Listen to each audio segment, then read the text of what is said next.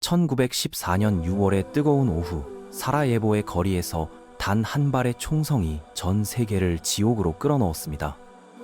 이 한 번의 암살 사건이 어떻게 인류 역사상 가장 참혹한 전쟁 중 하나로 이어질 수 있었을까요?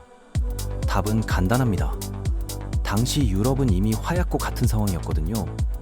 당시 유럽은 두 개의 거대한 진영으로 나뉘어 있었습니다. 한편에는 프랑스, 영국, 러시아가 손을 잡은 삼국 협상이 있었고, 반대편에는 독일을 중심으로 오스트리아, 헝가리 제국과 이탈리아가 결성한 삼국 동맹이 있었죠. 급속도로 성장하는 독일의 위협에 대비하는 기존 강대국들과 새로운 세력 간의 긴장이 극도로 높아진 상황이었습니다. 어떻게 세계 대전이 시작됐고 우리에게 남긴 것은 무엇인지 알아보겠습니다.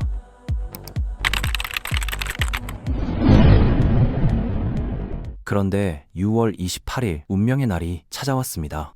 오스트리아 헝가리 제국의 왕위 계승자인 프란츠 페르디난트 대공이 보스니아의 수도 사라예보를 방문했는데 19세의 세르비아계 청년 가브릴로 프린치프가 대공의 자동차에 총을 쏘았고 대공과 그의 부인 모두 즉사했습니다. 이 한 발의 총성이 도미노처럼 연쇄 반응을 일으키기 시작했죠. 문제는 이 지역 갈등이 유럽 전체로 번져나간 것이었습니다. 러시아는 같은 슬라브 민족인 세르비아를 지원하겠다며 군대를 동원했고, 독일은 오스트리아 헝가리를 지원하겠다고 약속했으며 러시아의 동원을 핑계삼아 러시아에 선전포고했습니다. 독일은 미리 준비해둔 슐리펜 계획을 실행에 옮겨 중립국인 벨기에를 통과해 파리로 진격하기 시작했습니다. 벨기에 침공은 영국의 참전을 불러왔습니다. 영국은 벨기에의 중립을 보장했었거든요. 독일에게 철수를 요구했지만 거부당하자 영국도 전쟁에 뛰어들었고, 이제 유럽 전체가 불타오르기 시작했죠. 흥미롭게도 이탈리아는 삼국동맹의 일원임에도 불구하고 중립을 선언했는데, 동맹의 조건이 방어적 성격이었는데 이번 전쟁은 독일이 먼저 시작한 공격적 전쟁이었거든요. 독일군의 벨기에 침공은 처음에는 순조로워 보였지만 리에주 요새에서 예상보다 강한 저항에 부딪혔습니다. 이 면일의 지연이 나중에 중요한 의미를 갖게 되는데, 한편 프랑스는 독일의 벨기에 침공을 예상하지 못하고 제17 계획이라는 공격 작전을 실행했지만 참혹한 실패로 끝났어요. 프론티어 전투에서 양측 모두 엄청난 피해를 입었습니다. 독일군은 파리에서 불과 40마일 떨어진 마른강까지 진격했고, 프랑스 정부는 보르도로 피난을 갔으며 파리의 함락이 임박해 보였습니다. 그런데 이때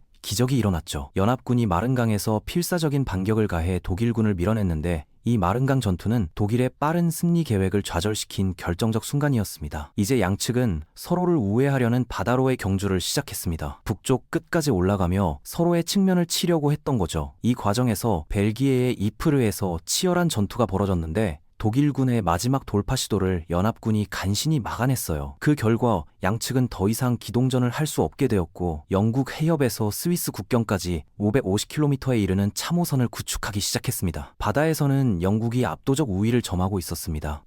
29척의 최신 전함을 보유한 영국 해군은 독일의 19척을 능가했고, 즉시 독일에 대한 해상 봉쇄를 시작했습니다. 목표는 독일 경제를 질식시켜 항복하도록 만드는 것이었죠. 그런데 독일도 새로운 무기인 잠수함, 즉 유보트를 가지고 있었는데, 이는 영국의 해상 지배에 새로운 위협이 되었습니다. 동부 전선에서는 러시아군이 동프로이센으로 침공했지만 탄넨베르크 전투에서 참혹한 패배를 당했습니다. 힌덴부르크 장군과 루덴도르프 참모총장이 지휘한 독일군은 러시아군 전체를 포위해 전멸시켰고 9만 명이 포로가 되었으며 러시아 제2군은 사실상 소멸했습니다. 반면 오스트리아 헝가리의 세르비아 침공은 체르 전투에서 굴욕적 패배로 끝났어요. 1914년 겨울 서부 전선에서는 유명한 크리스마스 휴전이 일어났습니다. 일부 지역에서 독일군과 연합군 병사들이 참고에서 나와 무인지대에서 축구를 하기도 했어요. 하지만 이런 인간적인 순간들은 곧 사라지고 말았습니다. 전쟁의 참혹함이 본격적으로 시작되려 하고 있었거든요. 이미 5개월 만에 100만 명이 넘는 군인들이 목숨을 잃었습니다. 1915년이 되자 독일은 새로운 형태의 전쟁을 시작했습니다. 제플린이라는 거대한 비행선을 영국 본토 폭격에 투입한 것이었어요. 이는 세계 최초의 전략 폭격 작전이었죠.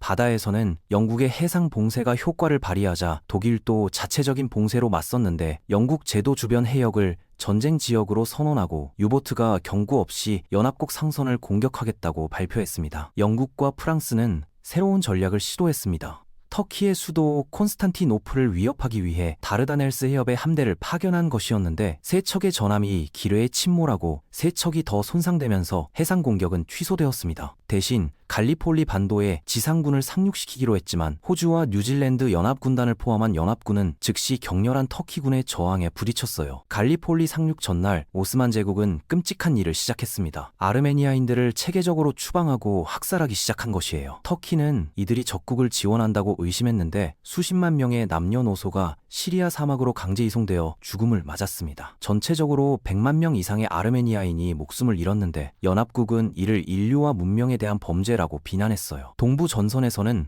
독일과 오스트리아 헝가리의 합동공세가 러시아 방어선을 돌파했고 바다에서는 충격적인 사건이 일어났죠. 뉴욕에서 리버풀로 항해하던 영국 여객선 루시타니아호가 아일랜드 연안에서 독일 유보트에 의해 어뢰 공격을 받아 미국인 121명을 포함해 1198명이 사망했습니다. 윌슨 미국 대통령과 미국 국민들은 격분했지만 독일은 이 배가 군수물자를 운반하고 있었다고 주장했어요. 서부 전선에서는 연합군이 독일 방어선 돌파를 위해 제2차 아르투아 전투를 시작했지만 13만 명의 사상자를 내고도 몇천 야드밖에 전진하지 못했습니다. 하늘에서는 독일이 포커 아인데커 전투기로 우위를 점했는데 인터럽터 기어라는 새로운 발명품 덕분에 프로펠러를 통해 전방으로 기관총을 쏠 수 있게 되었어요. 연합군 항공기 손실이 급증하는 포커의 재앙이 시작되었습니다. 이탈리아가 마침내 전쟁에 뛰어들었는데 영국과 프랑스가 오스트리아 헝가리 영토 획득을 약속하자 연합국 편에 서서 오스트리아 헝가리에 선전포고했습니다.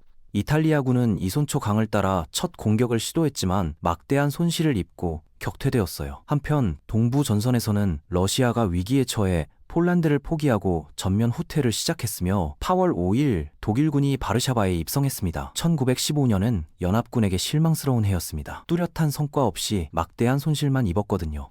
하지만 평화에 대한 논의는 전혀 없었어요. 대신 모든 진영이 1916년에 더 큰 공세를 준비하고 있었습니다. 모두가 아직도 전장에서 결정적 승리를 거둘 수 있다고 믿고 있었죠. 갈리폴리에서는 연합군이 작전을 포기하고 8만 3천 명의 병력을 비밀리에 철수시켰는데 한 명의 사상자도 내지 않은 성공적인 철수였어요. 1916년이 되자 전쟁의 성격이 완전히 바뀌었습니다. 짧고 영광스러운 전쟁이라던 처음 예상과는 달리 이제는 산업화된 대량 살상의 전쟁이 되어버렸어요. 해상 봉쇄로 인해 유럽 전역에서 식량과 연료 부족이 시작되었고 수백만 명의 남성이 전선에 투입되는 동안 수십만 명의 여성들이 공장에서 일하기 시작했습니다. 모든 국가가 장기전에 대비하고 있었죠. 서부 전선에서는 전쟁 최대의 악몽 중 하나가 시작되었습니다. 독일이 프랑스의 요새 도시 베르댕에 대한 거대한 공격을 감행한 것이에요. 에리히 팔켐하이는 프랑스가 이 상징적 도시를 마지막 한 사람까지 지켜낼 것임을 알고 있었고 자신의 표현으로 프랑스 하얗게 물들이는 것, 즉 호모전입니다. 는 보병 사단들이 투입되는 족족 파괴되는 거대한 기계 같았죠. 이미 100만 명이 자원 입대했지만 이것만으로는 부족하다고 판단해 주요국 중 마지막으로 징병 도입했어요. 그해 부 전선의 영국군은 마침내 철모를 지급받았는데 차성상 머리 부상이 많이 발생했거든요.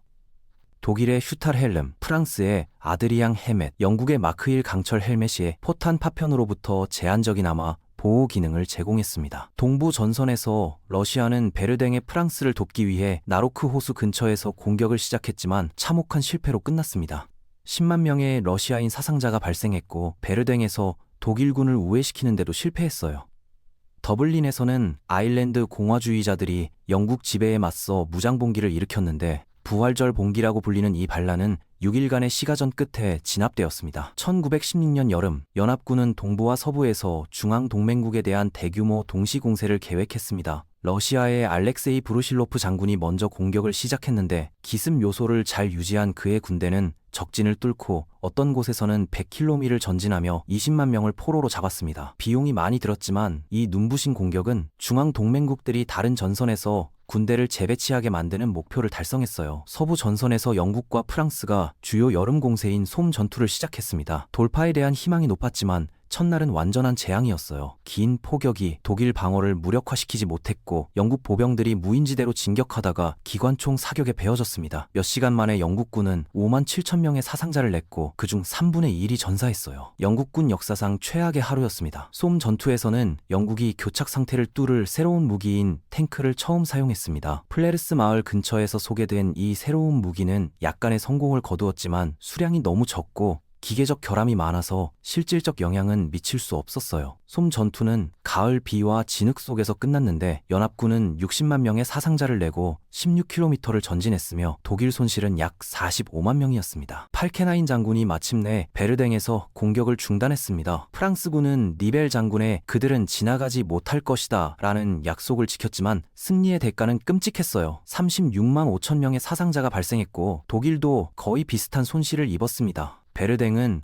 인류 역사상 가장 피비린내 나는 전투 중 하나로 남았죠. 루마니아는 중앙동맹국에 의해 완전히 압도당하면서 25만 명의 사상자를 냈습니다. 1917년이 되자 독일은 절박한 도박을 했습니다. 더 많은 자원을 가진 연합국과의 장기 소모전에서는 패배할 것이 분명했기 때문에 무제한 잠수함 전쟁을 재개한 것이에요. 유보트가 영국의 해상 식량 수입을 차단해 6개월 내에 항복시킬 수 있다고 믿었지만 이는 미국이 연합국 편으로 참전할 위험이 있었습니다. 3일 후 영국이 침범한 전보를 미국 정부에 전달했어요. 러시아에서는 막대한 사상자와 빵 부족이 폭동과 혁명으로 이어졌습니다. 차르가 퇴위하고 임시정부가 전쟁 계속을 맹세했지만 전선의 러시아군은 집단 탈영을 시작했어요. 1년의 독일 도발 끝에 미국이 마침내 독일에 선전포고했는데 이는 연합국에 막대한 자원을 가져다 주었지만 동원에는 수개월이 필요했습니다. 4월은 유보트에게 전쟁에서 가장 성공적인 달이었는데 하루 평균 17척의 연합군 선박을 침몰시켰거든요. 영국군은 다가오는 프랑스의 주요 공세를 지원하기 위해 아라스 전투를 시작했습니다. 격전 끝에 캐나다군이 비미고지를 점령하는 제한적 승리를 거두었지만 연합군 사상자 15만 명, 독일군 13만 명이라는 큰 대가를 치렀어요. 비미고지가 함락된 3일 후 프랑스의 로베르 니벨 장군이 주요 공세를 시작했지만 무의미한 손실로 프랑스군의 사기가 무너지며 전체 부대가 반란을 일으켜 공격을 거부했습니다. 그해 여름 메신느 능선에서 영국이 독일 전선 아래 19개의 거대한 지뢰를 폭파시켰습니다. 역사상 가장 큰 인공 폭발이었고 훌륭하지만 매우 국지적인 영국의 승리로 이어졌어요. 러시아 임시정부가 새로운 공격을 명령했지만 7월 공세는 재앙이었습니다. 러시아군의 사기와 규율이 완전히 무너졌거든요. 바다에서는 연합군이 상선들을 호송대로 묶어 해군 호위 하에 항해하게 만들어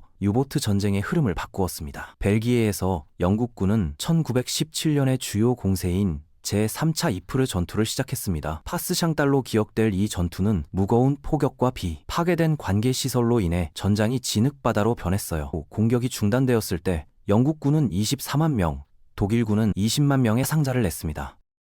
영국군은 1916년 쿠트의 치욕을 씻고 바그다드를 점령했으며 10월 가자에서 승리하며 6주 후 예루살렘에 입성해 400년간의 오스만 제국 통치를 종식시켰어요. 혼란에 빠진 상황에서 독일은 군대를 동부에서 이탈리아 전으로 이동시킬 수 있었습니다. 카포레토 전투에서 독일군의 도움을 받은 오스트리아 헝가리군이 110km 전진하며 25만을 포로로 잡아 이탈리아군을 격파했어요. 러시아의 두 번째 혁명으로 레닌의 볼셰비키당이 집권했고 레닌 러시아의 전쟁 개입을 끝내기로 결심했습니다. 로 연합국 전선이 더 이상 존재하지 않게 되었어요. 3년 반의 전쟁 끝에 연합국은 위기에 처했습니다. 러시아가 혁명으로 무너졌고 새로운 볼시 정부가 중앙동맹국과 휴전했거든요. 수만 명의 독일군이 이미 100만 이상의 목숨을 앗아간 서부 전선에서 싸우기 위해 재배치될 예정이었지만 독일도 적이었어요. 영국의 오랜 해상 봉쇄가 국내 부족과 사회 불안을 초래했고 미국의 참전이 연합국에 새로운 인력과 막대한 자원을 제공했거든요. 프스크에서 볼셰비키, 러시아가 중앙동맹국과 평화조약에 서명했습니다. 평화를 대가로 막대한 영토를 포기했고 이제 명의 독일군이 서부 전선으로 재배치될 수 있게 되었어요. 충계 대공세가 연합군을 기습했는데 새 전술을 사용하는 독일 돌격대가 영국 제5군을 압도해 전면 후퇴했습니다. 또 영국 공주군이 즉석 방어를 쳐 마침내 독일군 진격을 저지했어요. 공격이 프랑스군을 목표로 남쪽으로 전환되어 50을 진격했지만 새로운 미단들이 전선에 진입하는 순간 마른 강에 서지되었어요. 미 칸티니 전투에서 미 제2단이 벨로우드 전투에서 첫 승리를 두었습니다. 현에는 거의 100만 명의 미군이 있었고 매일 마씩 추가 도착하고 있었는데 루덴도르세는 독일군에게 60만 명 이상의 사상자를 안기고도 결정적 도구를 만드는 데 실패했어요. 공세를 시작했습니다. 앞에서 영국, 호주, 캐나다, 프랑스군이 전차와 항기 지원을 받아 하루에 11km를 전진했어요. 루덴도르프 장은 8월 8일을 독일군의 암흑의 날이라고 불렀습니다. 굶주리고 의기소침한 독일군 수천 명이 항복하기 시작했거든요. 독일군은 완전히 후퇴하고 있었으며 발칸반도는 연합군 공기 불가리아 진지를 돌파해 2주 후 불가리아가 휴전에 서명했어요.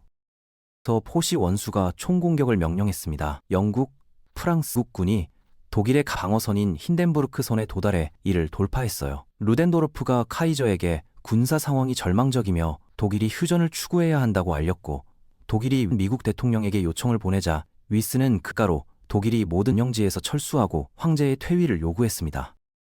공해함대가 반란을 일으켰고 형밀 전역에 퍼지면서 카이저가 퇴위했습니다. 1년 12월 11일 독일 대비 콩피에뉴에서 포시 열차 안에서 연합국과 휴전협정에 서명했습니다.